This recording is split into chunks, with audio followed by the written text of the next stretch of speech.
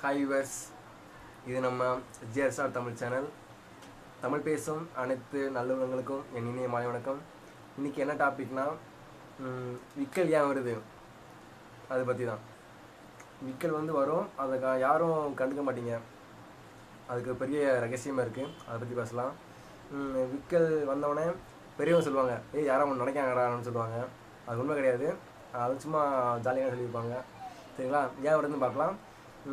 விக்கல் ஏன் வருதுன்னா, இப்போது நம்ம ரெஸ்பிரேஷன் இதை பார்க்கலாம்.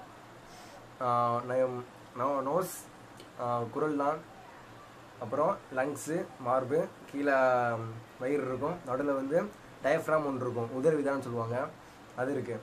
நம்ம சுவாசிக்கும் போது மூக்கு வழியாக சுவாசிக்கும் போது குரல் நான் வழியாக போய் லங்ஸுக்கு போய் மார்பு விரிஞ்சு போகும். இதுதான் இங்கே விரிஞ்சு மார்பு விரியும், பெருசாகவும் சுவாசம் நடக்குது. சரிங்களா? அதே இது உதவிதானம் இருக்குது. இப்போது நம்ம என்ன ஏன் வருதுன்னா, அதிகமாக சிகரெட்டு, தண்ணி அடிக்கும்போது, வேறு அதிகமாக வேகமாக சாப்பிடும்போது, வேகமாக தண்ணி குடிக்கும்போது, அதனால தான் வருது.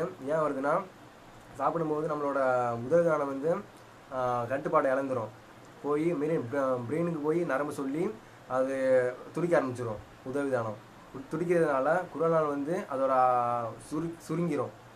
சரிங்களா? சுவாசிக்கிற காற்று இது வழியாக போகும்போது அடக்கு மாதிரி இருக்கும். அடக்கு மாதிரி இருக்குமா. இப்போது புல்லாங்குழல் இருக்கலாம், புல்லாங்குழலில் காற்று ஊதுறோம், அதில் அடைக்கும் போது சவுண்டு கேட்குது. சரிங்களா? இதே பிரின்சிபல் தான். குரல்நாள் அடைச்சிடும். சுவாசிக்கும் போது இதில் குரல் வழியாக போகும்போது வீக்குன்னு சவுண்டு வருது. இதுதான் நமக்கு விக்கலாக வருது. இது வந்தால் என்ன ப்ராப்ளம் இருக்கா அப்படின்னு கேட்டிங்கன்னா, 2 நாள் வந்தால் நீங்கள் ஒன்றும் தேவையில்லை. அதுக்கு மேலே நீங்கள் வந்துச்சுன்னா கண்டிப்பாக நீங்கள் டாக்டரை போய் கேளுங்க ஏன் வருது அப்படின்னு. இது என்னென்ன ப்ராப்ளம் இருக்குன்னா, ஸ்டொமக் அல்சர் வர வாய்ப்பு இருக்குது. அப்புறம் கிட்னி இருக்கலாம், கிட்னி யூரியாவோட அளவு கூடி அது ஒரு ப்ராப்ளம் வர வாய்ப்பு இருக்குது.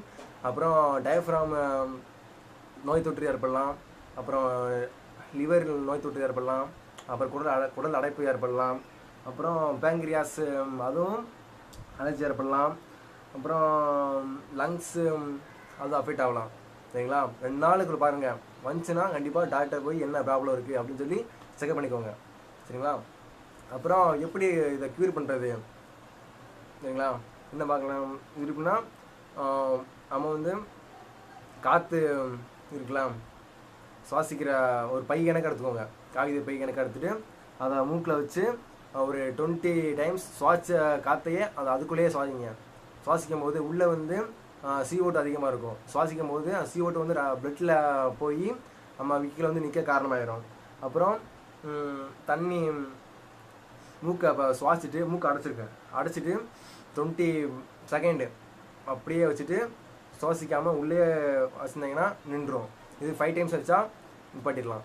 அப்புறம் என்ன பண்ணலான்னா, சர்க்கரை எடுத்து வாயில் போட்டு வச்சுருங்க ஒரு 5 மினிட்ஸ்.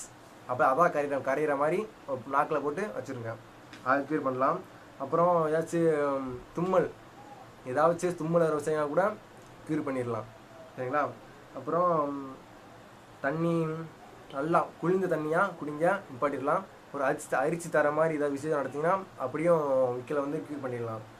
இதே சொல்கிறீங்களே, ஒரு அமெரிக்காவில் 68 வருஷம், அவர் பேர் சார்லஸ் ஆஸ்பிரின் ஒருவர் 68 வருஷம் விக்கல் பண்ணிகிட்டே இருக்காரு. பார்த்தீங்களா? 68 வருஷம். நம்ம 2 நாள் விக்கல் வந்தாலே எடுத்து தள்ளுறோம். 68 வருஷம் அவர் விக்கல்னால கின்னஸ் ரெக்கார்டு பண்ணியிருக்காரு. ஆச்சரியமாக இருக்கலாம். பாய். நெக்ஸ்ட் வீடியோவில் நல்ல வீடியோவில் பார்ப்போம். Thank you. Signing off. Bye Shiva. பாய்.